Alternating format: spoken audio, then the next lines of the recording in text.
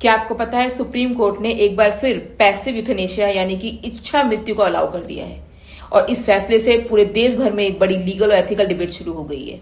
ये कहानी है हरीश राणा की, जो गाजियाबाद में रहने वाला 31 साल का लड़का है। 2013 में एक्सीडेंट के बाद पिछले 13 साल से वेजिटेटिव स्टेट में है, यानी कि ना ही अपने आप को हिला पा रहा है, ना ही कुछ बोल पा रहा है, ना ही कोई मूवमेंट कर पा रहा है। इसलिए हरीश राणा के पेरेंट्स ने सुप्रीम कोर्ट में एक पिटीशन फाइल करी और कहा कि उसके बेटे को लाइफ सपोर्ट में जिंदा रखने की वजह से उसको सिर्फ सफरिंग ही हो रही है, इसके अलावा कोई मूवमेंट नहीं हो रही है, इसलिए प्लीज उसको right to die with dignity allow की जाए। इसलिए सुप्रीम कोर्ट ने इस केस में पैसिव यूथेनेशिया यानी कि जरूरत पड़ने पर लाइफ सपोर्ट को हटा देने की परमिशन दी है। लेकिन याद रखिए, अभी भी किसी को इंडिया में इंजेक्शन के मारना अलाउड नहीं है, यानी कि एक्टिव यूथेनेशिया आज भी इलीगल है। इस केस में परमिशन सिर्फ इसलिए दी गई क्योंकि मेडिकल बोर्ड ने क्लियरली कहा था कि पेशेंट परमानेंटली वेजिटेटिव स्टेट में है और इसकी रिकवरी के कोई चांसेस नहीं है। इसलिए सुप्रीम कोर्ट ने right to die with dignity का प्रिंसिपल अप्लाई किया। अब सवाल यह है कि इंसान को जीने के साथ साथ मरने का भी राइट होना चाहिए।